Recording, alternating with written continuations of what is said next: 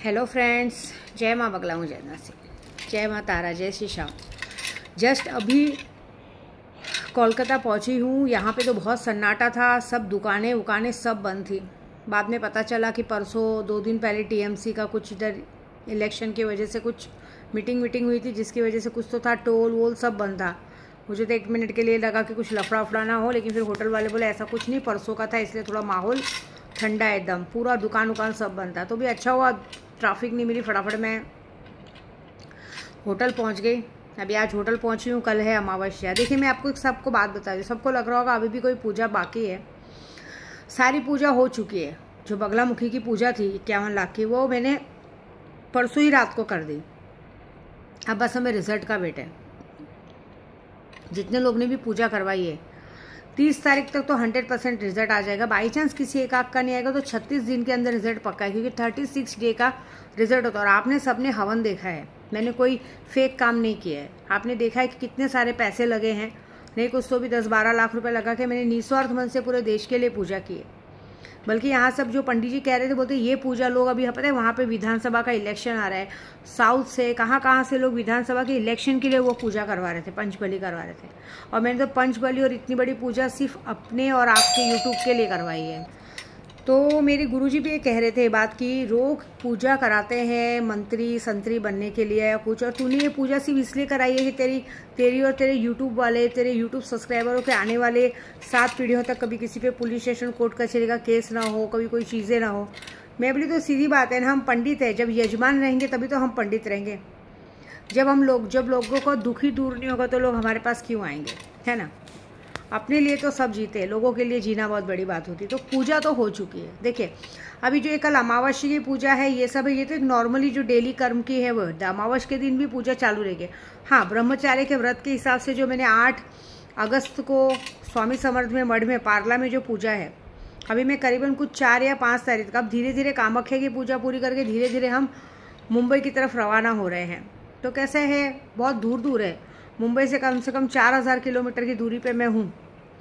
अब मैं कल कामाख्या से निकली थी 1000 किलोमीटर, पूरा कामाख्या से कोलकाता का किलोमीटर 1000 है। 1000 किलोमीटर पार करके जस्ट अभी मैं यहाँ पहुँची हूँ। अब यहाँ से 1000 किलोमीटर है, 900-950 किलोमीटर अयोध्या है। फिर मैं कल तो नहीं, कल अमावस्या की पूजा करूँगी, परसों निकलूँगी, तो परसों रात को या को उधर अयोध्या पहुँचूँगी। एक दिन में पूरा 24 घंटे का सफ़र पूरा करके फिर अयोध्या में एक दिन दर्शन करूंगी। उसके बाद अयोध्या में एक ही दिन रुकूंगी, सुबह पहुंचूंगी, शाम को दर्शन करूंगी, वापस दूसरे दिन सुबह निकलूंगी। फिर मैं जाऊंगी खाटू श्याम में जाके खाटू बाबा का दर्शन करके, सालासर हनुमान जी का दर्शन करके, उसके बाद में जाऊंगी अजमेर शरीफ, क्योंकि मैंने माना है। देखिए मेरे गौस पाक ने मेरे लिए, गौस पाक में हमेशा मेरे लिए लंगर बांटा जा रहा है, मतलब मैं तो लंगर बंटवा ही रही हूँ। प्लस मैं रोज डेली मेरे नाम पे इत्र पेश किया जाए। मैंने कहा था मेरी यात्रा अच्छे से होगी तो मैं वहाँ आके चादर चढ़ाऊंगी, तो वो काम करना है। उसके बाद वहाँ से निकलूंगी, तो वहाँ से निकल के मैं अपनी बा को मिलूंगी, बा को मिल के सावरिया सेठ के दर्शन करके उज्जैन पहुँचूंगी। उज्जैन पहुँचने के बाद, क्योंकि फिर वहाँ से आप समझ लो,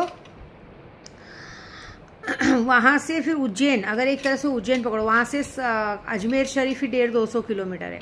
फिर अजमेर शरीफ से उज्जैन महाकाल कम से कम 550-600 किलोमीटर है। फिर अजमेर से महाकाल से मुंबई 750-800 किलोमीटर, ऐसे टोटल 4000 किलोमीटर धीरे धीरे पार करेंगे। फिर उज्जैन से मैं शिरडी जाऊंगी, क्योंकि मैंने माना था कि मैंने शिरडी साईं बाबा का साल भर का एक टूर रहता है। तो अभी श्रावण का महीना चल रहा है, तो ज्योतिर्लिंग भी होने जरूरी है।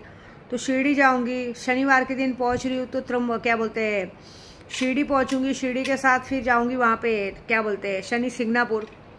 फिर उसके बाद एक दिन वहाँ रुक के फिर वहाँ से निकलूंगी, त्र्यंबकेश्वर का दर्शन करके फिर अपने घर पहुंचूंगी। ऐसा तो सारी पूजा चालू है मेरी। लेकिन इसमें है ना कि सब ऐसा सोच लोगे ना कि अभी भी हमारे लिए कुछ काम बाकी, बिल्कुल नहीं। हाँ, काम तो कल मैं एक स्पेशल लोग के लिए करूँगी। देखिए ऐसे तो मैं सच बोलूँ, चाहे माया मैडम हो, चाहे ये लोग हो, जो भी लोग इस तरह से हरकत कर रहे हैं, मैंने एक बात तो सोची है कि जो हरीश पांडे लोग हैं, ये लोग हैं ना, इनको पूजे पाठ से डर नहीं लगता है। इनकी बैंड बजी हुई है पूजे पाठ से, लेकिन ये लोग कैसे ढीठ किस्म के, इन लोगों का ऐसा है कि लोगों से ज़बरदस्ती पैसे लूटना, ये करना। तो मैंने एक बार सोचा है कि इनका चीज़ इन्हीं पे वार करना। लेकिन ये जो अपना केस किया करने दो, तो मेरा वकील जाके लड़ेगा। लेकिन मैं मुंबई पहुँचने के बाद रक्षाबंधन बीतने के बाद मैं खुद जाके बोरीवली डीएसपी के ऑफिस में बैठने वाली हूँ। मैं खुद जाऊँगी, क्योंकि कैसा हम नहीं जाते ना तो लोगों को लगता है कि ये क्या कर रहे हैं, क्योंकि मेरी यात्रा में बिजी थी। लेकिन ये कुछ ज़्यादा हो गया है, आए दिन घर पे कभी भी फेक पुलिस चली जाना, क्योंकि जहाँ तक मैं कानून चाहती हूँ लेटर वेटर ऑलरेडी पोस्ट से आता है। तो मैंने सोचा है कि एक बार मैं डीएसपी के ऑफिस में जाके बैठूंगी और मैं उसके ऊपर अगेंस्ट कंप्लेंट करने वाली हूँ, मानहानि का केस करने वाली हूँ कि मैं घर पे रहती नहीं हूँ। पहले ये बंदा हमारे घर पे, पहले तो ये बंदे ने पैसे ले लिए, उसके बाद कभी भी हमारे घर आ जाता था। उसके बाद इसने रिक्वेस्ट की कि मेरा घर खाली करो, मुझे घर बनाने को देना है, क्योंकि इसको प्रॉब्लम्स थी, इसको घर बना के बेचना था। हमने ईमानदारी से उसका घर खाली करके साफ़ सफाई करा के उसके एजेंट के हाथ में चाबी दिया। सारा प्रूफ है मेरे पास। और जहाँ तक रही पैसों की बात, तो मैं पैसों का भी प्रूफ दिखाऊंगी ना। वो अपना केस लड़े, उससे जो भी केस किया रहेगा वो मैं वकील के भेज के करवाऊंगी, लेकिन मैं उसकी बिहाफ में उसके ऊपर केस करने वाली हूँ, मानहानि का केस, कि बेगर इन्फॉर्मेशन के, बेगर करके। देखिए, एक मैं सबके लिए बोल रही हूँ, आप लोग अगर भाड़ूत्री हैं, किधर भाड़े पे रहते हैं, तो जब आप घर खाली कीजिए तो पहले ओनर से अपना दिया हुआ चेक वापस लीजिए। ओनर्स क्या करते हैं, एडवांस चेक लेते हैं, ब्लैंक चेक लेते हैं, फिर उस ब्लैंक चेक का मिसयूज़ करते हैं। और मैं भी यही मानहानि करने वाली हूँ कि इसने मेरा ब्लैंक चेक का यूज़ करके मुझसे और पैसे ऐंठने के चक्कर में, ब्लैकमेल करने के चक्कर में, हो सकता है इसकी मुझ पर या मेरे बेटियों पर गंदी नज़र हो। इसका बेटा बाहर गाँव रहता है, ये लोगों का काम ही यही है। ये लोग आए दिन इधर हमारे गोराई में एक है एजेंट साहबास और वकुल भाई पांड्या, ये लोग बस यही काम करते हैं, बैठ के उधर बैठ के दारू पीना, गॉसिप करना, मजाक करना। तो ये बकुल भाई पांड्या पे, साहबास पे, सब पे मैं एफआईआर दर्ज करवाने वाली हूँ। जब देखिए मैं खुद जाके करूँगी, मैंने सोचा है, क्योंकि वो जो केस होगा वो उसका टेंशन नहीं है मुझे, वो केस का केस देखा जाएगा। भाई केस में कोर्ट सबूत मांगता है ना, तो सबूत देंगे हम, और लेकिन उसके ऊपर इसके बिहार पे मुझे इस पर मानहानि का केस करना है, क्योंकि ऐसे आदमी लोगों को हमने सुधारा नहीं ना तो बहुत जाए, इनको इनकी भाषा में ही समझाना पड़ेगा। अब जैसे हमारी माया मैडम को ले लीजिए, अभी ये औरत ऐसी है कि इसका आदमी इस औरत की वजह से सबको गाली गलौज करता है, फ़ोन नहीं उठाना, ये नहीं करना। अभी आप सोचो, आपको जब ज़रूरत पड़ती है तो आप लोग रात को 3-3 बजे फ़ोन करते हो, हमसे पैसों की ज़रूरत कुछ भी पड़े, और जब आपकी गरज निकल जाती है और हम आपको फ़ोन कर रहे हैं तो आप लोग हमारा फ़ोन भी नहीं उठाते हो। तब ये होता है कि 12 बज रहा है, सो रहे। अरे हम लोग इतने बड़े पुजारी हो कि रात को 2-2 बजे तक पूजे पे बैठे रहते हो, तुम लोग घर में रह के 24 घंटा सो रहे हो। मेरे को समझ में नहीं आता है कि ये औरत चाहती क्या है। देखो, ये औरत को जब इसका आदमी कहीं काम पे रहता है, एटलीस्ट कहीं यात्रा पे जाता है, गाड़ी चलाता है, सब काम में लगा रहता है, तब इसको अपने और अपने यारों के लिए पैसा चाहिए रहता है ना। बीच में मुझे पता चला था, बीच में इसने और इसके जेठ ने मिलके इसके पति के गहने भी गिरवी रख दिए थे, क्योंकि इसका पति कहीं काम पे जा रहा था गाड़ी चलाने, तो इसने गहने निकाल के घर में रखे थे। और अचानक से ऐसा हुआ था कि मैंने एक दिन गहने मांग लिए थे कि लाओ मेरे पास रखती हूँ मैं, वहाँ पे चोरी हो सकते हैं। तो गहने मेरे पास आने में 2 से 3 दिन लगे थे, और बाद में जब मैंने पता किया था तो पता चला था कि वो गहने गिरवी रखे थे। किसने रखा था? वो महान बड़े भाई ने रखा था। और बाद में वो गहने छुड़ा के दिन बाद, अगर भी उसके पति को कहा जाए ना गहने रखने को, तो उसका पति वो गहना कभी नहीं रखता है, ना बीवी के पास ना भाइयों के पास, क्योंकि उसने एक बार भुगत चुका है। ये महान औरत को अपने भाई को पैसा भेजना रहता है। तेरा भाई इस दुनिया का सबसे बड़ा दलाल आदमी है, दलाल है एक नंबर का। तेरे को ज़रा सी तकलीफ होती तो तू रो के अपने भाई को फ़ोन करती है, माँ को फ़ोन करती है, ठीक है ना।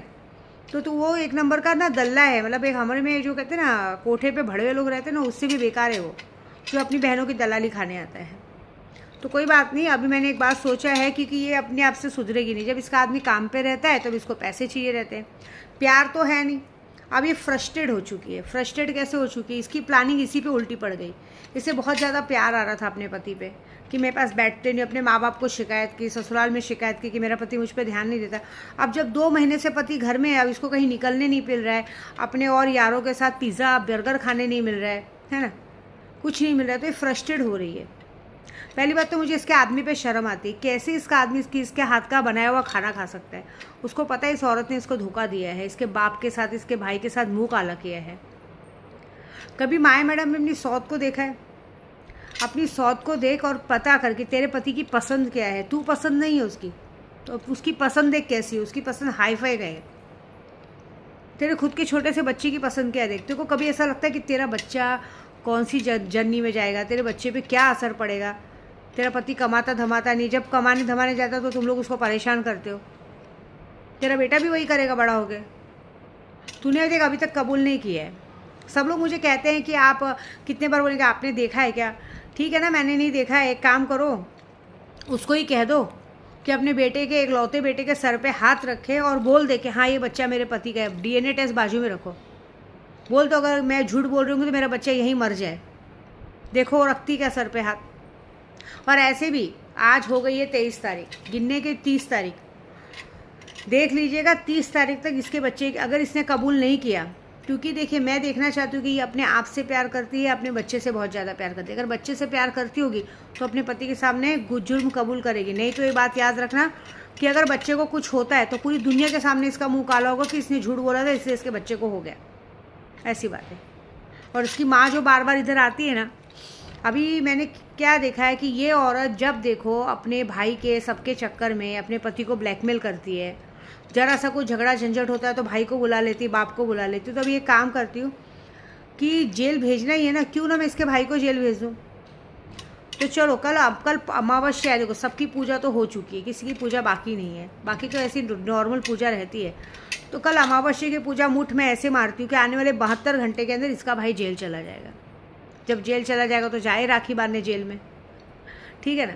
और सिर्फ भाई जेल नहीं जाएगा, इसकी खुद की सगी भाभी आके इसको घर पे गिरा के मारेगी।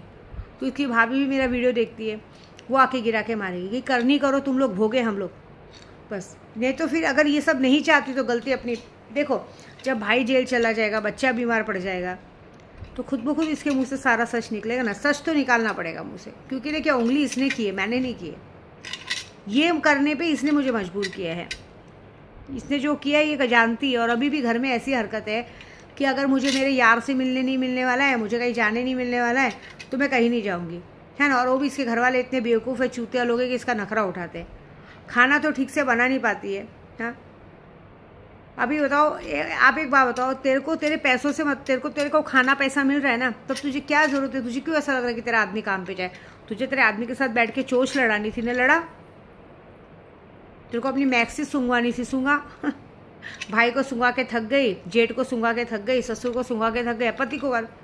अब पति 2 महीने से साथ में बैठा है तो क्यों कंटाल आ रहा है, क्यों भगाने पे लगी है। क्योंकि सब कुछ बंद हो गया है ना स्कूल, बच्चे को स्कूल छोड़ने से ज़्यादा है, खुद ही नहीं जाती, इसको शर्म आ रही है, इसको डर लगता है कि मेरे को कोई क्या बोलेगा।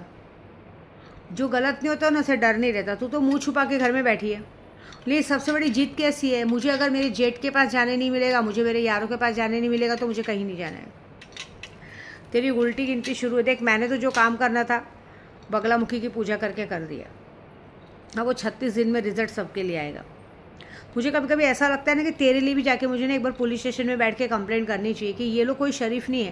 पहले ये इसका पति, इसके पति और इसके दोस्त लोग मिलकर एक औरत को ड्रग्स देते हैं। इसको सब मालूम रहता है क्योंकि ये अपने पति के दोस्तों से बात करती है, क्योंकि अपने पति से ज़्यादा पति के दोस्तों की सगी रहती है ना। उसके बाद अचानक से इसके पति पे 307 का केस होता है तो ये अपने भाई के ज़रिए फ़ोन करवाती है। तो तेरे भाई को भी फंसाना चाहिए। तुम लोग सारे सबके सब मिले हो इस ड्रग्स वाले केस में, सबके सब अंदर जाने चाहिए। तो वो जब मुझे करने की ज़रूरत नहीं हो तो मेरी माँ बगलामुखी की पूजा हुई हो जाएगी। लेकिन आने वाले 72 घंटे में तेरे भाई को जेल तो भेजूंगी मैं। 307 का केस डलवाना कौन सी बड़ी बात है, बस चलाता है ना। इसके पति ने मुझे एक बार बताया था कि लड़की हुई तो लड़की होते बाद इसको BHT की नौकरी मिली। उसके पति को क्या पता कि BHT की नौकरी नहीं मिली। इसकी माया मैडम ने इसके पति के भाई को जाके, मतलब अपने जेठ को जाके खुश किया था। खुशी करते आ रही थी। उसके नाजायज़ बच्चे का बाप है वो, तो सीधी बात है अपने साले के लिए इतना तो करेगा ना, तो बच्चे का बहाना क्यों। तो बस एक काम करते, सबसे बड़ा सबूत मिल जाएगा 72 घंटे में, आने वाले 72 घंटे में इसका भाई जेल जाएगा। किसी न किसी कारण से जेल जाएगा, क्योंकि इसकी गलती यही है कि इसे रात को 12 बजे के बाद कॉल नहीं चाहिए, है ना। अपनी होशियारी चोदनी है, घर में चिल्लम चिल्ली करनी है, ज़बरदस्ती के झगड़ा झंझट करना है, सारा कुछ मिलेगा। अरे तू घर में एक जगह से उठ के अपने ग्लास नहीं ले पाती, तेरा बच्चा बोलता है दिन भर बैठी रहती, बाहर क्या काम करेगी तू, तब तेरी हालत तो ख़राब बनती है ना। तो देख 72 घंटे में, आने वाले 72 घंटे में याद रखना मेरा तो सारा काम कामाख्या में हो चुका है। अब तो मैं धीरे धीरे मुंबई के लिए अपने बच्चों के लिए रवाना होंगी, मिलूंगी। लेकिन रवाना होने के साथ साथ ये काम भी करूँगी। इसलिए मैं यूट्यूब पर कह रही हूँ कि देखो जो हरीश पांडे ने किया तूने कर लिया, तूने फेक किया कि क्या किया मुझे पता नहीं, लेकिन जहाँ पे FIR दर्ज होगा तो तेरा जो केस हो तो कोर्ट में देखा जाएगा, लेकिन तुझे FIR दर्ज करके तुझे तो जेल तक पहुँचाने का काम विद्या दी करेगी। मैं ऐसे कभी जल्दी पैर नहीं रखती हूँ, लेकिन सबको पता है अगर मैंने वहाँ पैर रखा तो उसके बाद बहुत बड़ा हंगामा होएगा, और वो मैं करूँगी। ठीक है, तो बस तू अपनी कर, मैं अपनी करती हूँ, देखेंगे किसकी जीत होती है। है ना। एक ही बार दूध का दूध पानी का पानी सब हो जाए ना आमने सामने, ठीक है ना। जय माता दी।